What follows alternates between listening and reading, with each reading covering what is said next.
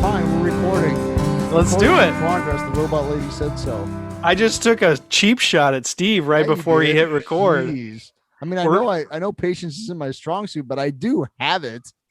I just never know when it's going to come up. What, patience? Yeah, I just don't know when you're actually going to have patience. So you're saying you have to like walk on eggshells around me? Is that what you're saying? Well, have you ever heard of like being an adult child of an alcoholic? Yes. Kind of like that's like being your friends like that. Oh my God. Wow. I am so joking. Whatever, we're all dude. coming in hot. We're definitely coming in hot. I don't know. Dave seems pretty relaxed, actually. Dave is going to bring us all back to earth. I hope so. We were running late. We said 8:30. We didn't have, and it was all kinds of stuff. And so I took some cheap shots at Steve. So this will be a fun show. Sure. Should we? Hi, everybody. Hi. We got to do let's introduce some. Hi, everybody. Welcome to the Trying to Be Better with Joel and Steve podcast extravaganza, brought to you today by Coconut Cola LaCroix. Oh, Yeah. And I have a microphone that works. Thank God. Yeah, I know. I stole one. I stole one from my job. Nice. Good for you. Yeah, I don't do that anymore. This is what I got. Look at that. Oh, look at you. We're ready to take this show on the road, Joel. Oh my God, he got a gadget. I don't know. It looks like a tricorder from Star Trek. It kind of is, actually. It's actually a 4-channel recorder, portable. Yeah. So can next week we just go to the park and record live? If it's just the two of us, we can just record it on this thing. Dude, I'll bring a card table and some beverages. Yep.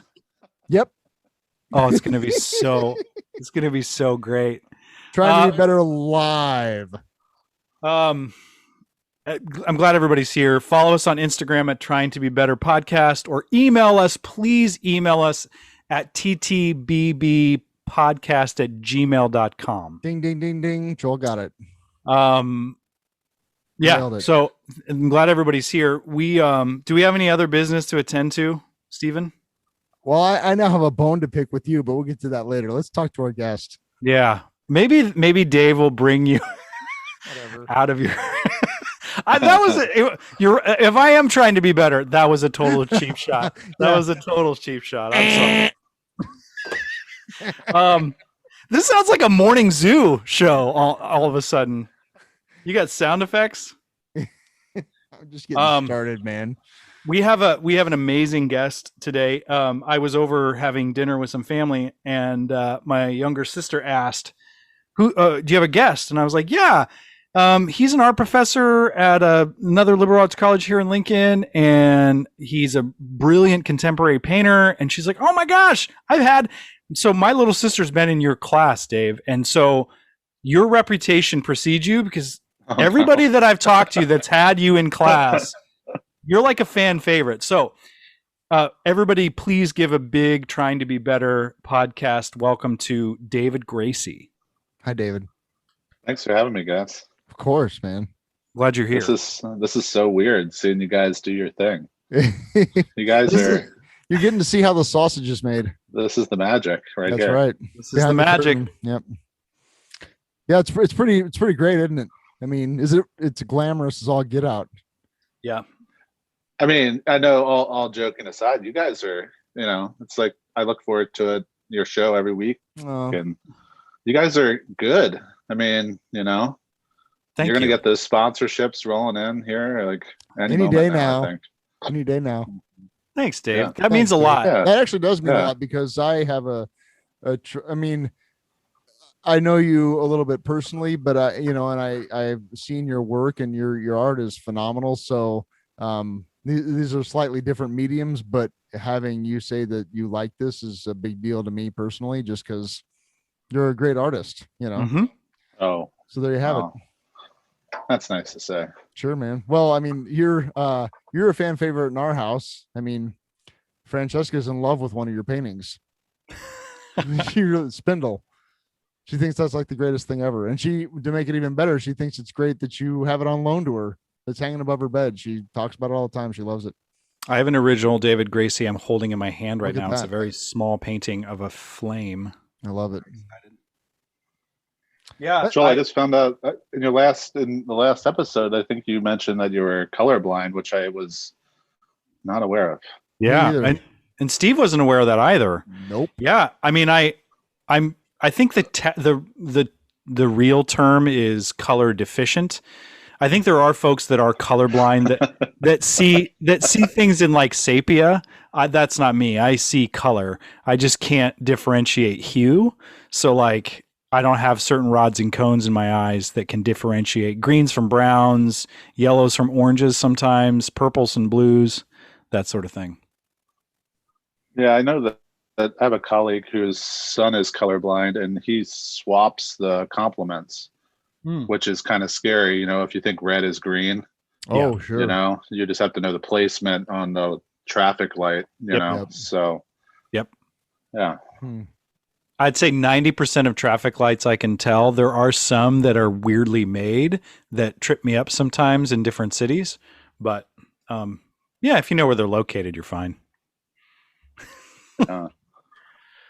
Yeah, I have pandemic blindness because I haven't gotten my eyes checked in a year and a half, and my glasses are like kind of crooked on my face, so they don't really stay up anymore. They're super scratched up, and now it's time to go back to the eye doctor. Yeah. So no excuses. Right. Yeah. Well, I have magnifying goggles, so I can just wear them around the house. Oh, please, can we see those? Do you have them?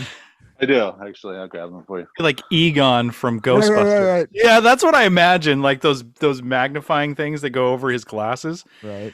Right now, nobody can see this on the podcast, but Dave is down in his studio dungeon. Right. Okay, I'm gonna definitely get a screenshot of this though. Yeah. These are what helped me do the thing. I could do the rest of the podcast. I can't. It would hurt my head. Leave him on 1 more second. Put him back on. David, I feel like now you look like you're a member of Devo. Yeah. I love it. Fantastic. And and so you use those when you're painting something very small or you need to get really detailed? Yeah, I mean, if you have magnifying goggles on, the smallest area looks like a really big painting. Mm-hmm. So it enables me to, I have like really small brushes, and I throw those on, and I just go into my little world, like poking and prodding. That's really cool. So I saw a photograph of a painting of an ice cube. Is that a recent thing? Is that something in progress? Yeah, I mean, I've done 2 previous paintings of ice cubes. They're really originally titled Small Ice Cube and Large Ice Cube. Okay. And this one is, I'm not sure yet, Ice Cube. But this ice cube is just right. Just Goldilocks. Right, yeah. Yeah. So it was something I started a while ago, and things happened, and I had to put it aside. I just couldn't work on it, and then I've just been able to start back up on it. So it's going really well, actually, and I don't know. We'll see. Sure. You never quite know where. The previous painting I was working on was finished like 2.5 months before it was actually finished. So, yeah. So let's take a step back, and get into. I want to hear about. I want to hear about David Gracie in Baltimore. That's what I just a completely abrupt non-segue. Hard turn. Yeah, hard turn. Like we've established Dave's an artist. He's a painter. But how does that happen?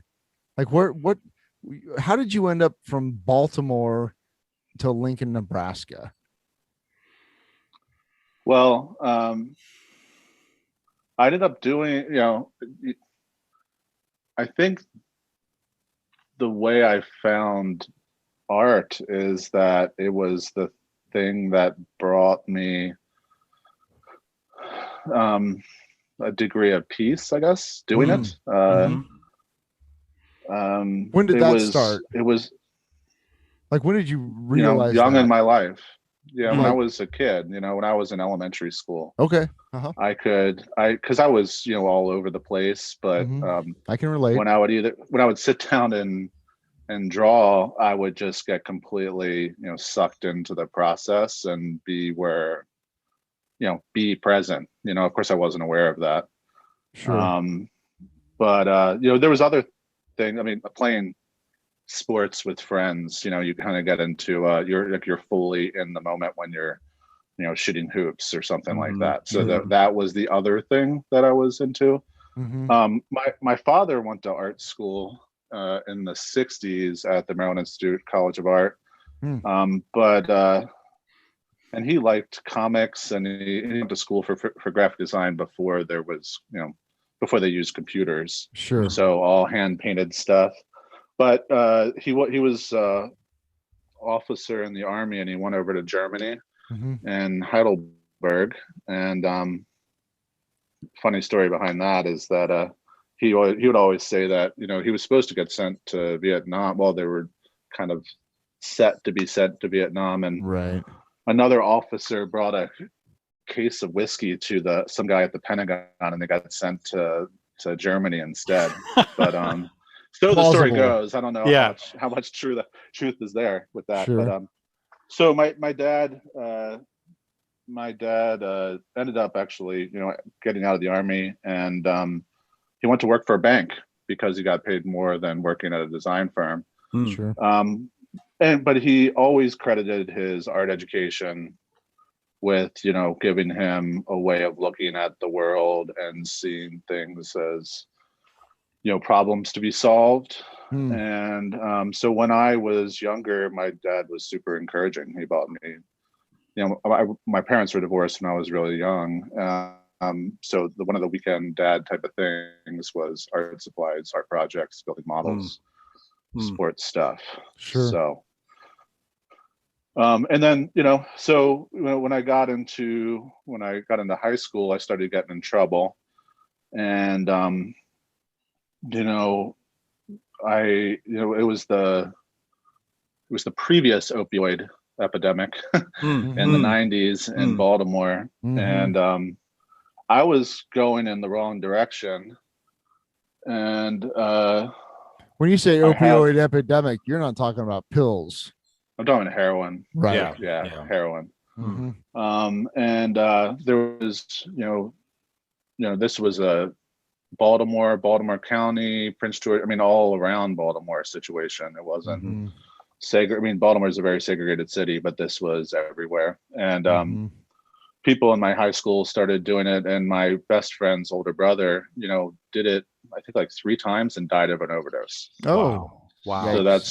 So that was when I was sophomore in high school. And then I got, shortly after that, I got in trouble myself, but not with that. So I kind of got scared straight, and I started to really focus my time on my artwork. I did these drawings all over my walls in my bedroom, like dozens on the actual wall. On the wall. Nice. Yeah. So like all the walls of my bedroom were drawn with my friends' faces, and Jimi Hendrix, yeah, nice, the Beastie Boys, that type of thing. Yes. And I kind of did it backwards, where I was like close to failing out of school when I was early in high school, and then pulled it together later in high school. And then that sort of carried through through college. I had a lot of fear of failure and that type of stuff. And so I had an amazing, I went to the Hartford Art School, which was part of the University of Hartford. And I wanted to play lacrosse and do art, and it was kind of a good school to do that. Like but it Hartford, didn't. Lacrosse Connecticut? Hartford, Connecticut. Yeah. Okay. Yeah. I wanted to go to the Maryland Institute College of Art like my father, but my dad wanted me out of Baltimore, because he saw trouble. Yeah. Get out of here. Yeah. Get out of town. So went to Hartford and played a little bit of lacrosse, and then the class schedules, studio classes are 3 hours long, and Hartford is a Division I lacrosse program, so like it just sort of, the overlap wasn't great, and I really wanted to. I got into art school, and I wasn't as good at drawing as a lot of other people were. I thought I was. In high school, I was, the yearbook awardee for art, and then you get to college, and I got like a C my first semester in drawing, and that totally freaked me out. So I had a great experience at Harvard. Really awesome teachers. So I think there's a couple of things I want to pinpoint though, and just kind of like make sure to put a pin in that. Like your dad was somebody that was really supportive of your pursuits as an artist, and then also saw your potential and said you need to get out of Baltimore and follow these passions, whether it be your lacrosse or your art. Maybe you're about to get to that, but like, because I know a lot of folks have this sort of aha moment in their undergraduate study where it's like you kind of have that shift between what got you there and what's going to get you further. Like, what was that artistic? Was there a moment in a drawing class, a painting class, or your own work, or did you have to have a show? Something that sort of you turned a corner in your own personal aesthetic? Well, I mean, when I went into Hartford, I thought I was going to do illustration because I thought that was a more practical way of, I thought it was a more practical thing to study. And my dad actually was the one who discouraged me from doing that. I don't know if he had the all the information to give me the advice on that, but he's like, oh, if you learn how to paint, then you can do illustration if you want, blah, blah, blah. But it gave me the confidence to study something that, I'm a teacher now, and I meet with parents, and I understand the concern that some parents have when their kids come to look at school and consider studying art. And my father, having gone to art school and then ended up being a banker, and then in building, and then in a real estate appraiser, he didn't see any problem going to school with art because his art study, helped him with, the other things he did in life. But, I think my junior year of college, I did a large self-portrait, which I entered in the student show. And at the art school, the student show, like the grad students could enter and the undergrads, and it was a relatively big art school. And I won the Best in Show award. Wow, that's awesome. And that was a huge deal. My dad and mom were there. They drove up, and I think that gave me I didn't know what else to do. Sure. This was it. This is what I did. And then I saw I had this great teacher named Stephen Brown, and then other great teachers, a guy named Gregory Gillespie, that I saw, how they walked and talked and how they existed in the world as artists. And it was, I was like, that's where I want to be. And that's where, I can feel that there's not really much of a choice in it. It's I completely identify with that. Like, I got nothing else. Like, I couldn't fathom anything else than the theater. It was just like, I can't see myself doing anything other than that. And sometimes that saves my ass. when I was at that age, I couldn't see myself doing anything.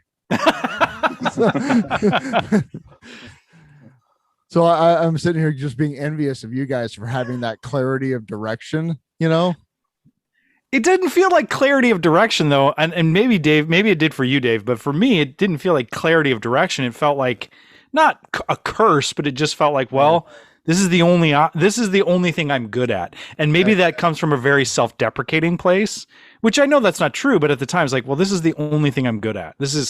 And I probably wrapped my identity up into too much in it at the time. Maybe it seems to have worked out okay. Yeah, it worked out, but I mean, back when I was in high school, and when my friend passed away, and then other people were having troubles, and another friend died, I saw it as a way of like, I wanted to. This sounds cliche, and I makes me cringe saying it, but I wanted to do something that I could feel, good about doing. I wasn't necessarily interested in, getting a job just to make money. I wanted to have, a way to express myself and tell the story of where, these kids were coming from and where I was coming from, and so on and so forth. And that kind of got me launched and pushed me through when I wasn't having the easiest time to keep on going for it. And again, the same old thing where like I didn't know what are the other options. So it didn't, just like what Steve just said, I would have just, and it helped me when I got out of school. I didn't have tons of job. I didn't want to get, I didn't have tons of art related job prospects. So, painting in the evening got me through my job, giving out, tassels to newly minted graduates from the University of Massachusetts. So, yeah. So then after undergrad, did you go immediately to graduate school then? What was that journey like for you, I guess, once you got finished up at Harvard? Like did you take any time between undergrad and graduate school, or did you go straight to grad school because you wanted to further your study? Well, I knew I wanted to go to graduate school, and I applied to graduate school my senior year, and I applied to like 15 places. And this is back in the day when you had to send in your application with slide carousels. Oh, nice. With individually loaded slides. So I had to buy 18 slide carousels to send to schools, which is, was an investment. But I was set to go to Brooklyn College immediately following undergrad. But there a couple of things came up. The financial aid office could not figure out that I was signed up for the selective service. So they couldn't give me a financial aid package. And I kept on giving them proof. Though I signed, I was like, I got loans from undergrad, and then, they just weren't understanding. And then the guy I was going to study under was the same teacher as my mentor in undergrad, Stephen Brown. And as a side note, Stephen, I'm going to have a show of Stephen Brown's work at Wesleyan. Oh, cool. Coming up in November, which I'm working on now. But that's awesome. But the guy, Leonard Anderson, who I've always admired his painting, he was only in on Saturday, and he was actually going blind. So I just decided that it was cool. I was at that point for that summer, I was living in Amherst, Massachusetts, and I was with my girlfriend, and I liked hanging out there. And I was like, I'm not going to go take this risk. I'll just keep on painting and try to get into the other schools I didn't get into when I applied. Cause like I was out of the 18 schools or whatever, how many I applied to, I got into like 3, I mean, so I just kept on painting. I worked, at an art store and, cleaning apartments, cooking pizza, and painting in the evening. So did you actually, it was 2 years after. Did you toss the dough? Did you do that thing with the Were you pizza? that guy? You weren't supposed to do that, because that messes with the way that the texture of the crust, according to the Bertucci's manual of Hold on. So the tossing I'm of certified pizza cook. So I know that's why we have you as an art expert and I guess now a pizza expert. Right. I thought the tossing of the dough was really to stretch it out. Is that just for show? Is that what you're telling us? I also thought it had something to do with like getting air in it or something to make it, doughy. I don't know. It makes it chewier, and they used we used a as a big brick oven that got up to like 1,000 degrees. Yeah, that's the way you're supposed to do it. And so I don't know. That was the rule. And if we were tossing the dough, because it was a big like exposed kitchen where everybody could watch us, and if we wanted to show, they would slap us on the wrist. Wow. Okay. So, what was the name of the pizza joint?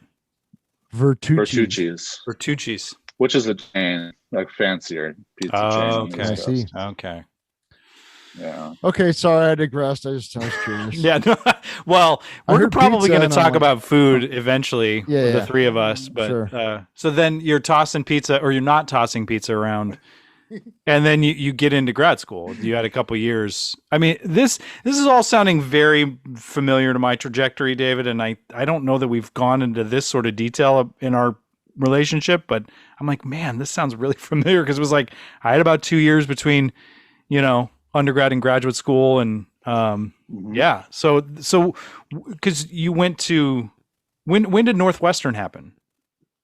Well, I applied to Northwestern, when I was a senior at Hartford, and this is back before you checked everything on the internet. So I had all the catalogs and all the departmental brochures, and going through the different professor listings with my teacher, and Stephen pointed out James Valerio, who taught at Northwestern, as somebody that I should look into studying with, and another. I mean, and so I when I did round two of applications, I got into more schools, and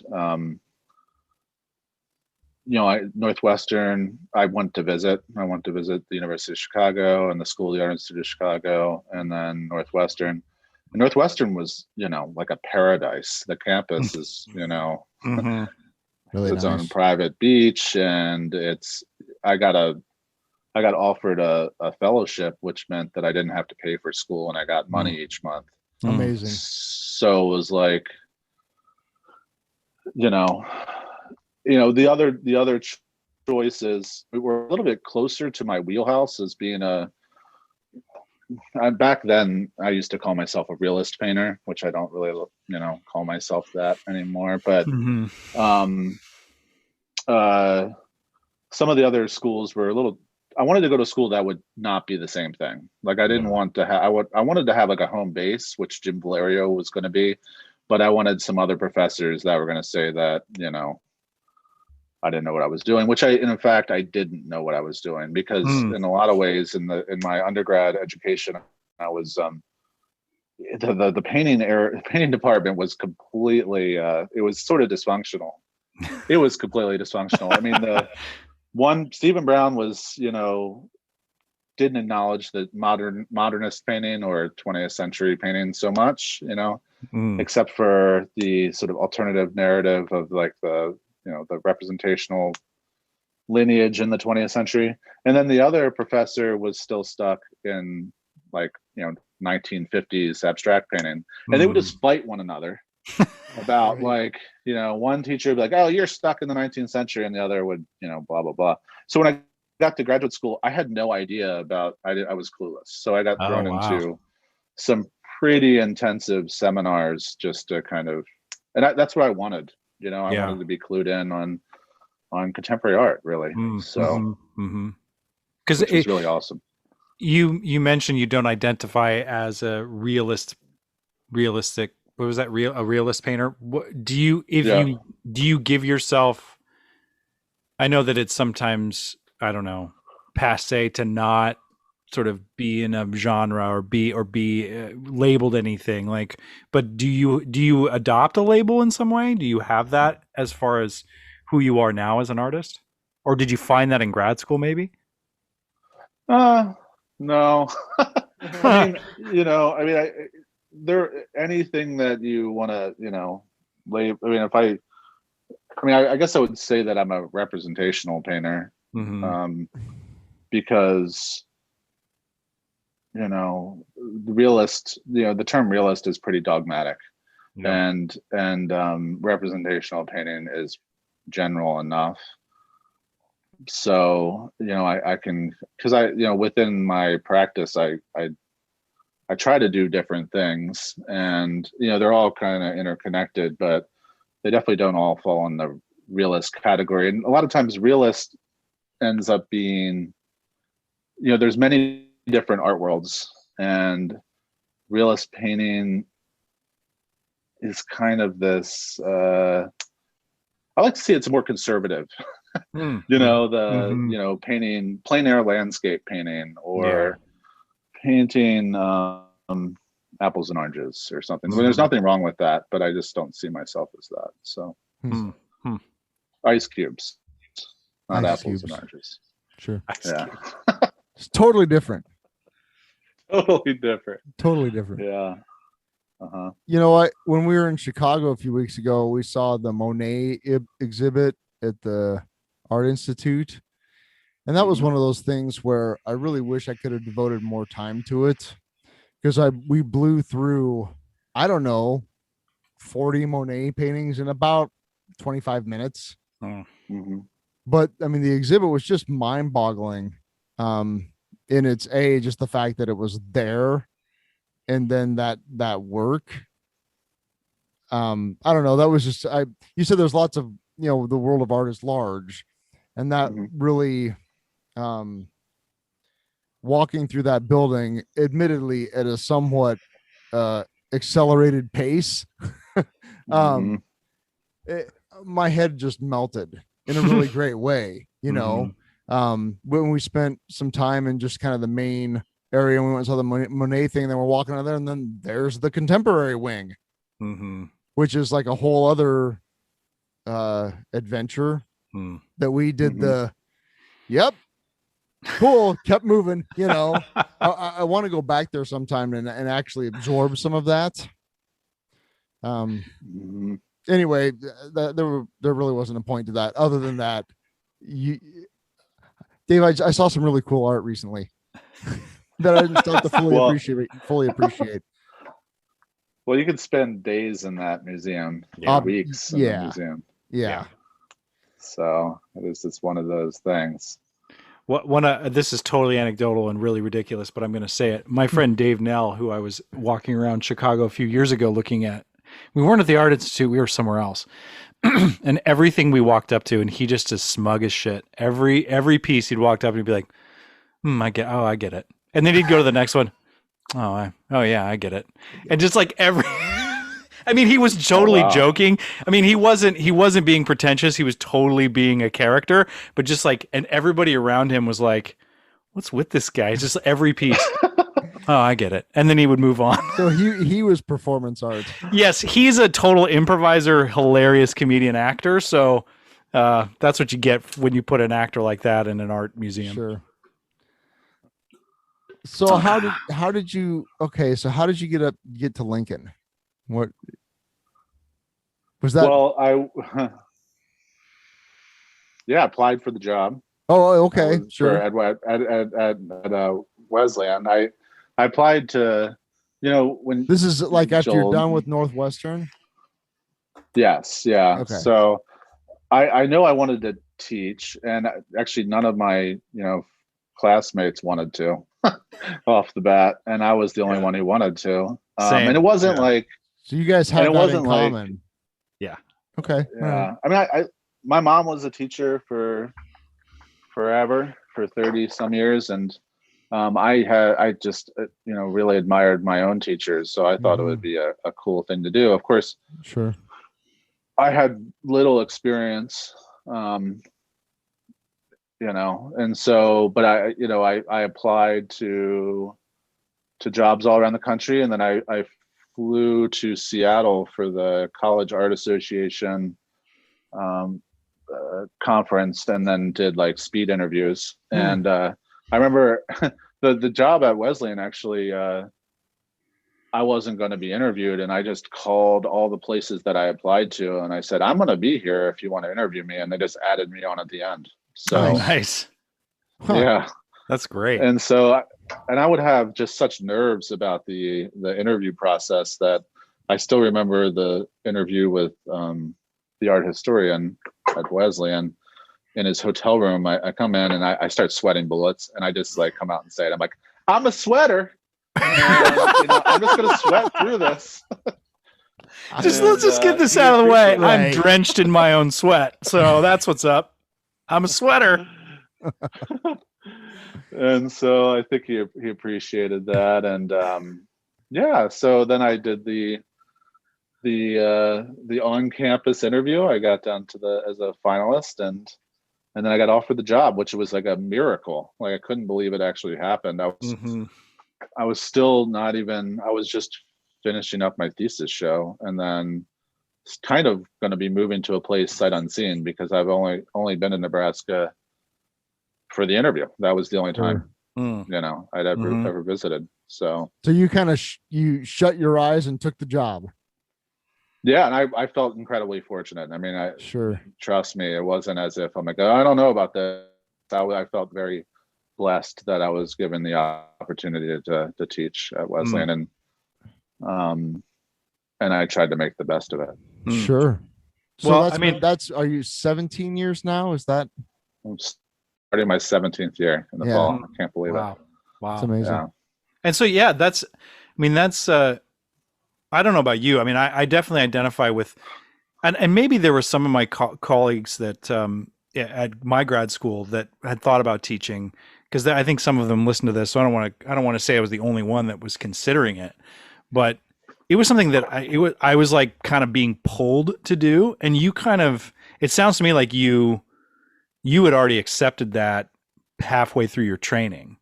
Is that accurate? Well, I'll give you, there's back when talking about my father encouraging me to study art, he had this master plan when I was getting out of my trouble in high school that I would go to college, play lacrosse and do art, then go to graduate school, and then go to some random school that had both lacrosse and art. And I would be like the perfect employee because I could cover two positions. You could be the lacrosse coach and the art professor. Yeah. Again, that's not really a thing that happens, but yeah.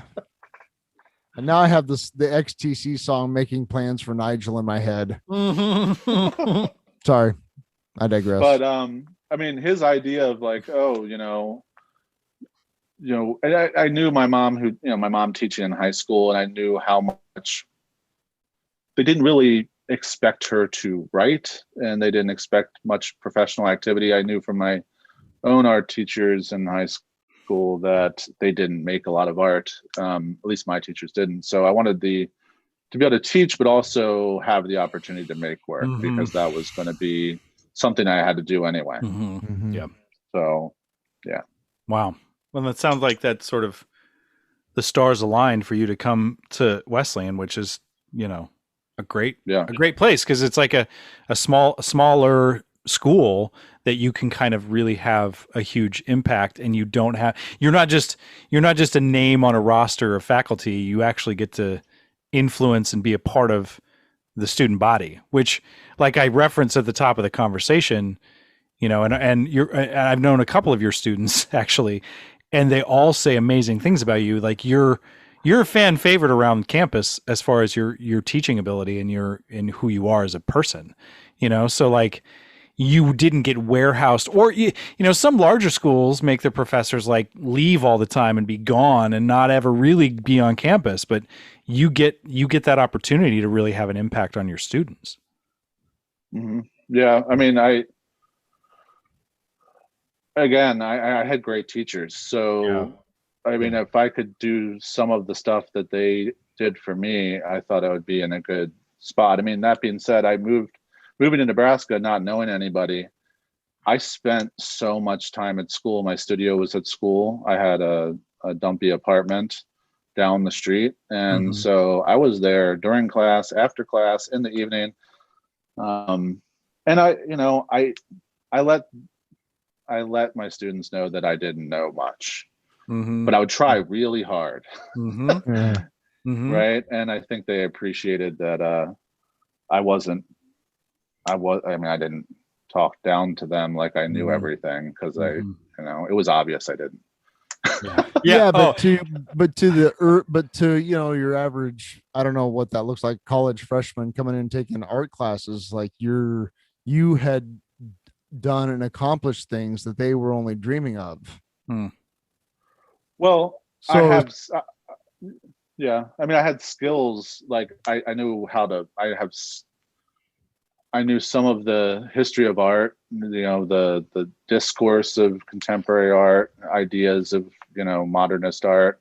And I had some skills of like how to paint that I was taught, but that doesn't make an artist necessarily. What does make an artist? It's that plus who you are as a person and what you want to say, right? See, that's the thing. You said what I was really hoping you were gonna say was that it's expressing something that you feel needs to be said in a way that doesn't necessarily involve words through some other medium. But that's something that I've always struggled with, is finding a voice in that way through like music. I can't write. Listen to me. I can't write songs. Maybe perhaps a more accurate way to say that is that when I've tried, I've thought, well, this is horrible, and I've stopped. I don't know. But that's the thing, is I see, because I've known Joel for quite some time and I've watched his work, and I've known you for a little bit now, Dave, and I've seen your work, and you guys both have something to say that is profound, to me anyway, through entirely different media. Yeah.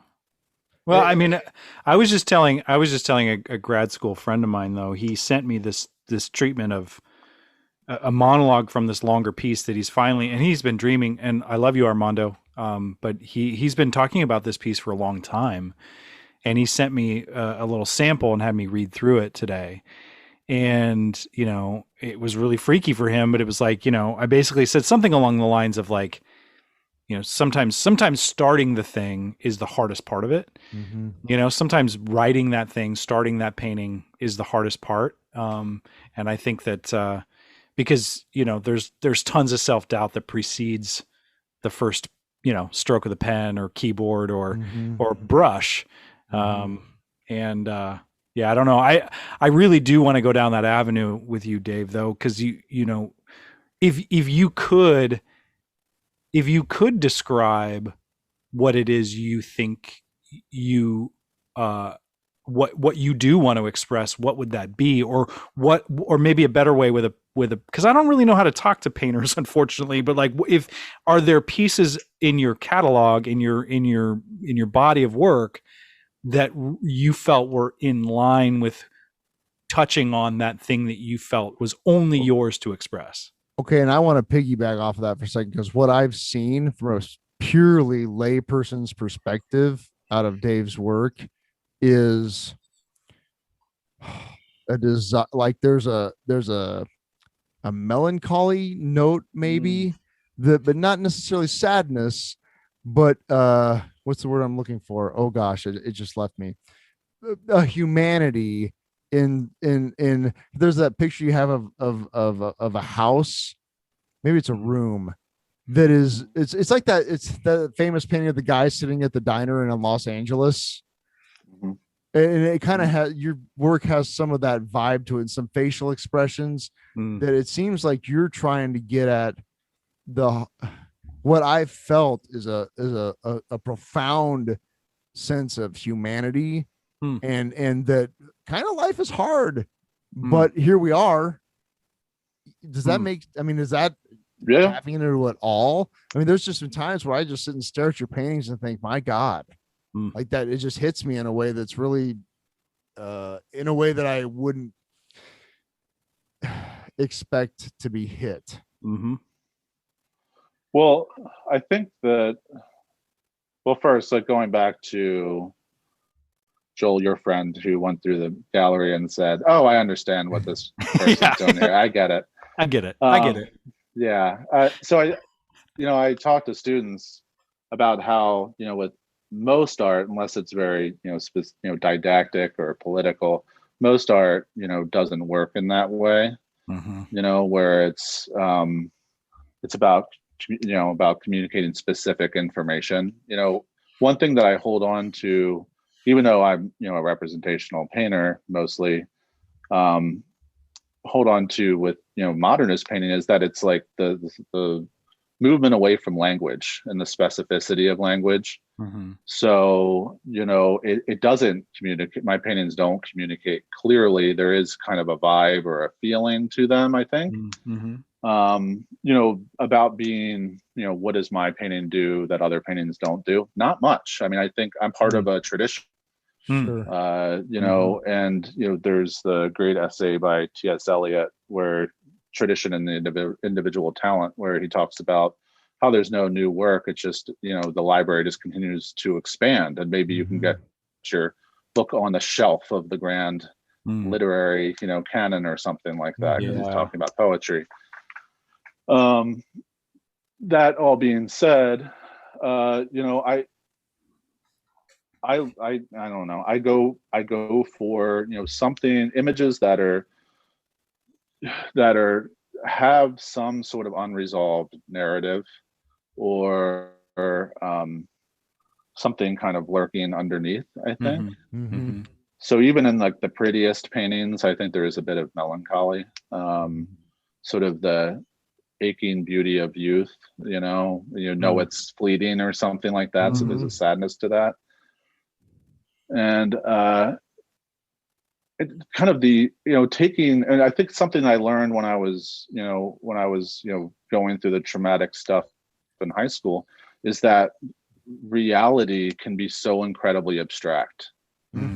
Right? It's not like as simple as this is that thing, it's like all the other stuff that is left out of the frame that, that's brought to bear, the frame of the painting outside of the image, that gets brought to bear, so I end up painting these like close-up images of single objects, or, single portraits, and you don't know who the person is, you don't know why this object is chosen. So it's like all the, that sort of specificity leaves out all the, like the bigger context. And then I make paintings that are kind of, they're blurry, or they're, fields, with not much specificity. And that lack of specificity is where the abstractness comes into play. And and I used to think it was a cop-out to say, the meaning is made by the viewer, but I really, I'm constantly rethinking about what my paintings mean. They change for me, so they must change for each person that looks at them. I can't. Yeah, you've given us a lot to chew on, man. But I can't. I mean, as Dave's grinning gleefully, as an artist that has to watch his stuff disappear all the time, I just got really emotional thinking about some of the original work that I've done. It lives in this, like, because I often feel like I'm Uncle Rico and Napoleon Dynamite, sort of talking about the good old days, because I can't show anybody the good old days. Like, I don't have because part of the reason I love the medium I work in is that it disappears completely, that we all get together at the end and tear it apart and make it go away. But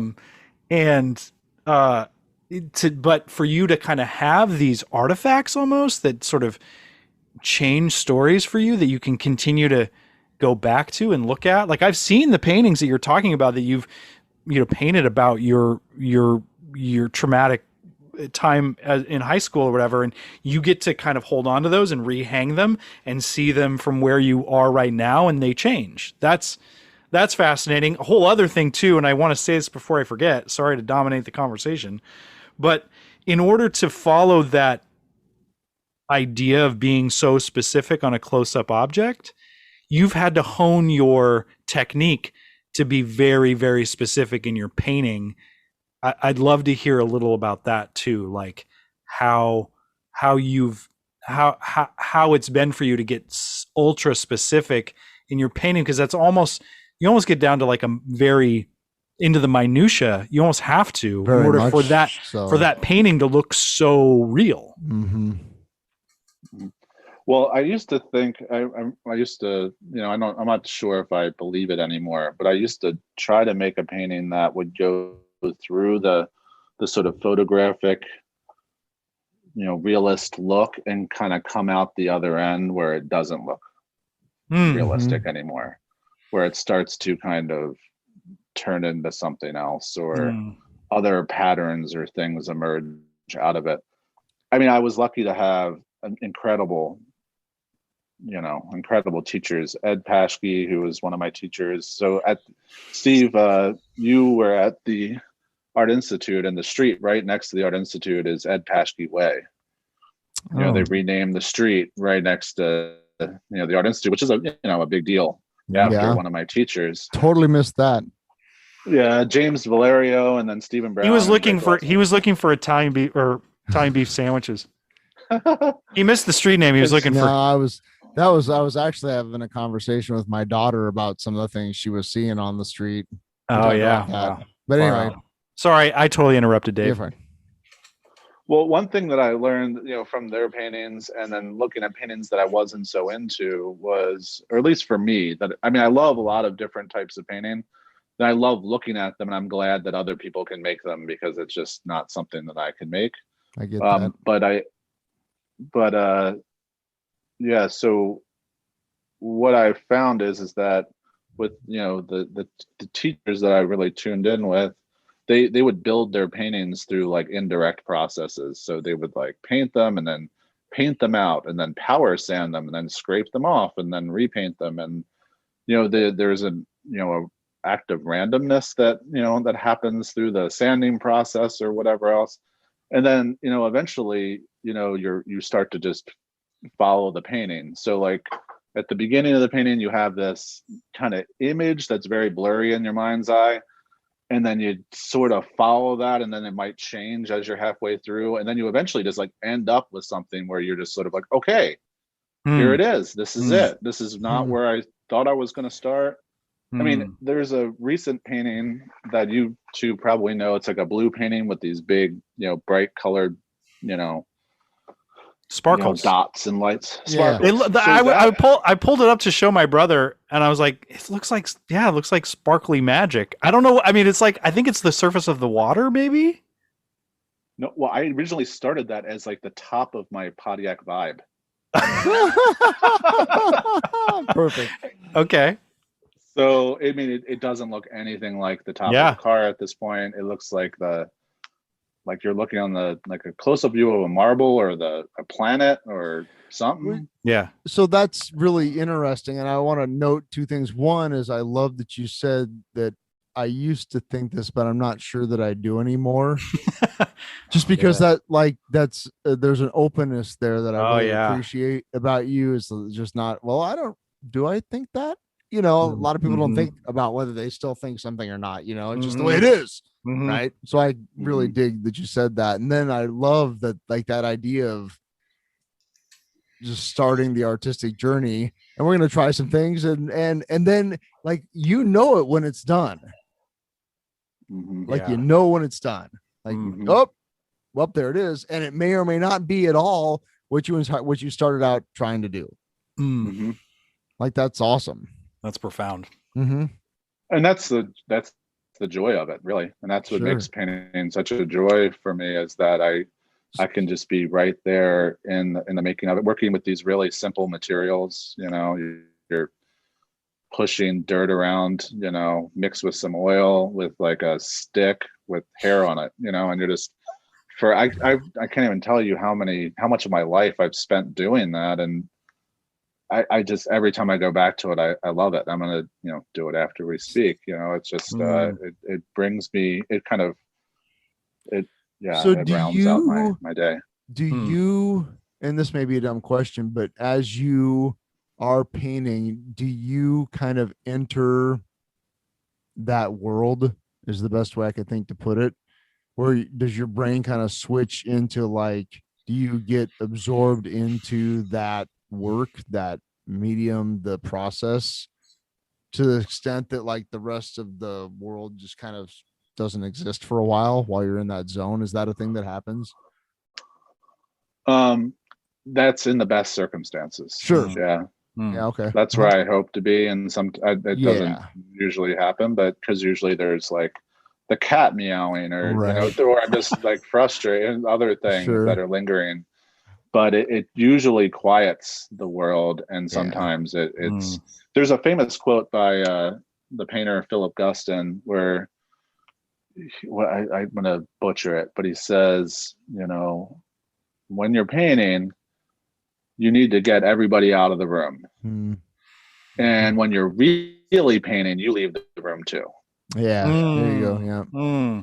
So I get that. I dig that. Yeah. Yeah. When I was a kid, or when I first started like listening to music and stuff, I remember I read a quote from Bob where he said, "When it's really happening, I'm not even conscious of my guitar." Yeah. And like, I didn't understand what that meant. I understand what that means today. Yeah. And the same thing Garcia said one time. He said, he's like, when it's happening, it's the easiest thing in the world, and I don't think about anything. But then there are nights where I can't get past thoughts of like, this string looks weird, or my foot feels funny. And there's 30,000 people out there that I got to do this for, and I can't, like, I don't, my toe feels weird, and so it's hard to break through to that space of just being open. I'll chime in on that. There has been times in rehearsals when plays that I'm directing or things that I'm creating, and it's like, I can't shut off the valve of instinct. I just can't and I'm like, I'm kind of a maniac, and my students and the people I'm working with kind of laugh, and I'm not abusive. I'm just like, I'm a different person. It's like, I something takes over, the muses take the wheel. But then there are times where I'm like, I'd much rather be watching baseball right now. Like, I don't even want to fucking be here, and that's, I think that's what comes with it. Like that's why I really think it's cool that all three of us sort of experienced the arts in different ways. Steve is a musician and Dave's a painter. I'm a theater artist, and it's like actor. So it's like, that's it's comforting. Right. It's comforting to hear that, like, because I follow a couple other painters that I know, and I'm like, these fuckers are proficient, and I'm sitting here not writing. That's all I see. I see them painting on Instagram, and all that's, it's Joel, an attack. Yeah, well, your post is about me not writing anything now. You're just having everyone's Instagram experience. That's all that is. Yeah, I know. Because everybody else is having this amazing life, and your life just sucks, and you suck. Oh God. Anyway, follow the Instagram on Trying to Be Better podcast, because our lives feel this awesome. Way too. Right. That's exactly right. So has there ever been a painting, Dave, where you're like, that you've had from years before that you're like, I should have stopped sooner? Or does everything you have kind of like, yep, that's what that needed to be, and you just sort of accept that where that's at? At a certain point, the older paintings, I've totally let go of. I mean, it's not like I don't worry about them, because I know that I'm working on this, and I have this and that to do next, and then the next. And, in terms of like, when you guys were talking about, starting something new, I always make a point that, before I finish something, I have other things to start, or they're already started. Yeah. So like, they're already in process as I'm finishing something else up, so I don't run into that gap. Oh, there's a spiritual, I mean, there's an artistic lesson in there for sure, obviously, but there's a spiritual lesson in that too. It's like, that stuff that's back there, I try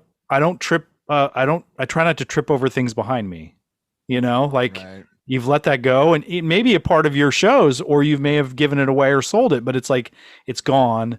And I don't worry about that, because I have things going on right now that need my attention, and I moved on, and like, that keeps you from, tripping over things behind you. Well, and I learned, I mean, Stephen Brown, he would get so caught up in his paintings that he would just have crisis moments. This is my teacher from Harvard, and he set up a system where he would work on a painting, for like 45 minutes, and he would have an egg timer. And then when the bell went off, he switched to another painting, and he would have like 60 paintings going at a time. Wow. Oh my God. So he would not, because he would get so obsessed about one thing that was his number, this ridiculous number. So he 60? Would just go direct. I mean, the show is going to be essentially, how his studio was left when he died. So it's a bunch of unfinished paintings and some perfect, fully resolved paintings and everything in between. And So you get to see like the different paintings, like some paintings that are just, they look perfect, but they have tape all over them and they're not cut out yet because he would paint on plywood. That'll be cool. So he would actually cut out the paintings at the end. So just in case he wanted to make it bigger, you know.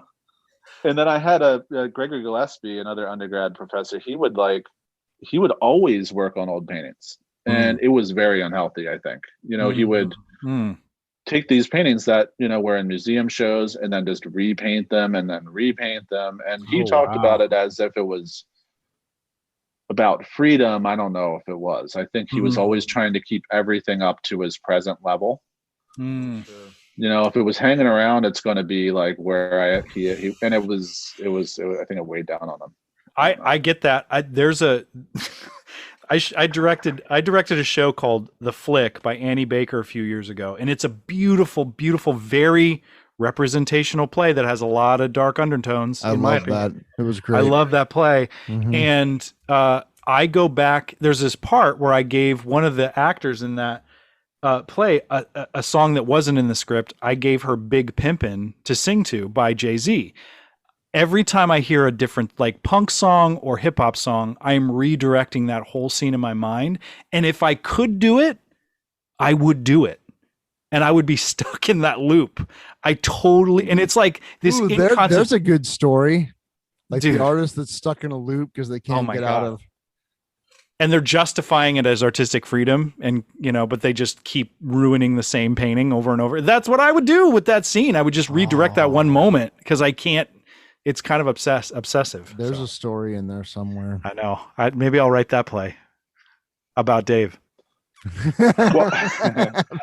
Well, I mean, I knew that. I mean, again, I think people saw that in me. So I think, you know, my teachers, visiting artists, everybody just kept on telling me not to do that.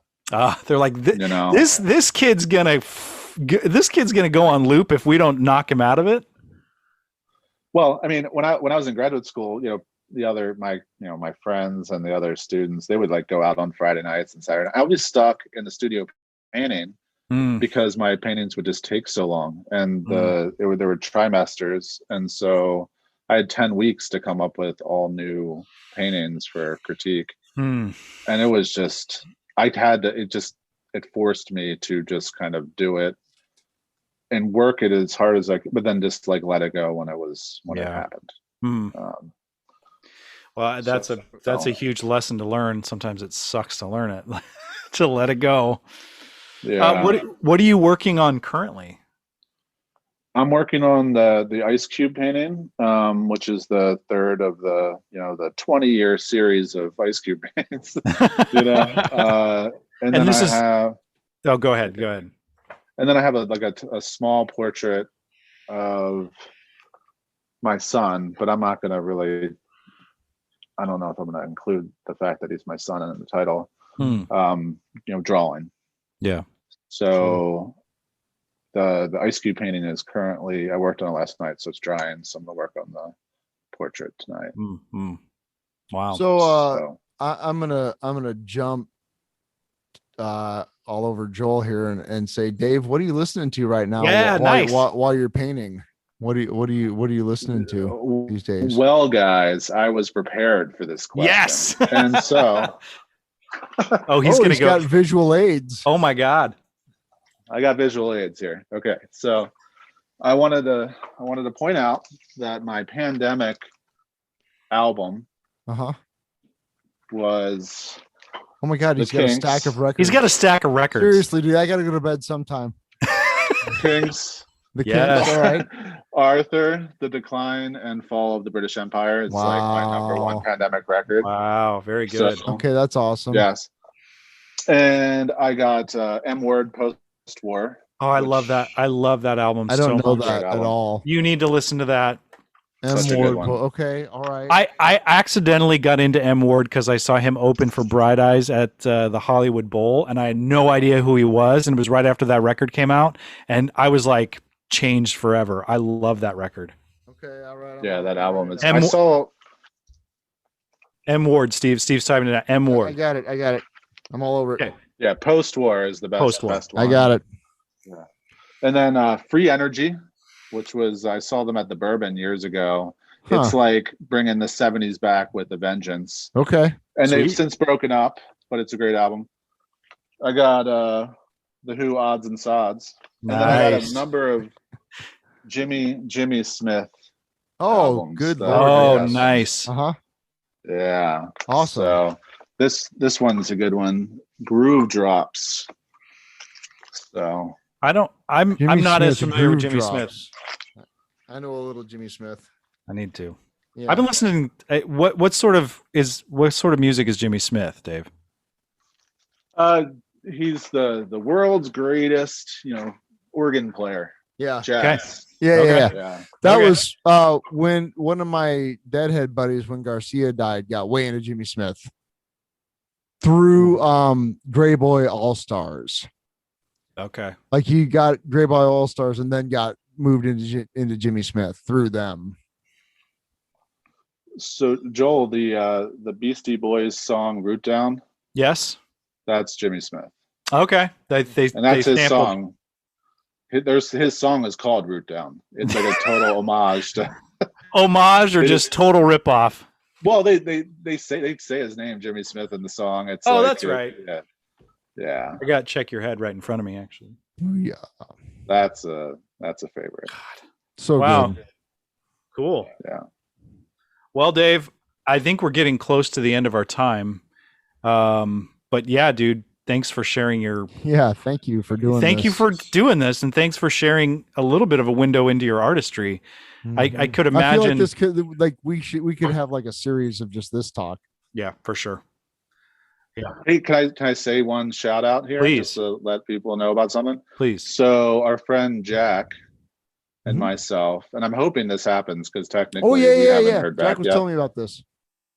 But there's a Porch Art Palooza What? where Yep. I'm going to be showing paintings on Jack's porch, and he's going to be curating 83 space. What? Yes, Isn't that amazing? When is this I happening? just made up the 83 space. He's going to be Oh. curating the dead music, but I don't know. I thought that would be cool, but he it's up to him. That's his. I think now since it's on the podcast, he has to be curating all different eras of space and Sure. drums. That you I think can that's- do that. Yeah. I think that's what's got to happen. Uh-huh. And I'm super excited about that. And that's When is that happening. happening? I think it's I'm going to give the wrong date. It's in August. Okay. I think it's August 5th. Well, It we'll, could be Okay. the 8th. we'll keep tabs on Yeah. it and post it on the Instagrams. Oh my God, that's amazing. It I is can't amazing. wait. Yeah. And the show of your former mentor is happening in November at November. Wesleyan, Nebraska Yeah, Wesleyan. yeah. Okay. Yeah, let us know and we'll put that out there for sure. Yep. Right on. Thank you so much for your time, man. It's really Love an honor to get to have you. It's great to see. All we're missing is some hot dogs. Oh yeah, we didn't even Sure. talk about Costco and your guys' weird obsession with that place. What it really boils down to is that it just kind of worked out that we could have lunch there. That's how we became friends. Yeah. Really, is it just kind of worked out that we could meet on Tuesdays and have a hot dog at Costco. It was great.